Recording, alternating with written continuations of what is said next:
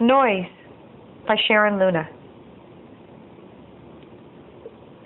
Politics is a noise that overshadows the truth that lies in the vault of deceivers of wealth. Oh, our nation will fall and the world will be small when the system unravels and the Band-Aid comes off. Oh, how foolish and vain is this plan that we've made, only lying to self to pretend we are safe.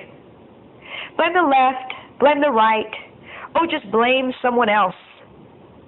But reality sets, ignorance we have left. To entangle us all in this web that they wove, with 8 legs like the spider, they have taken control.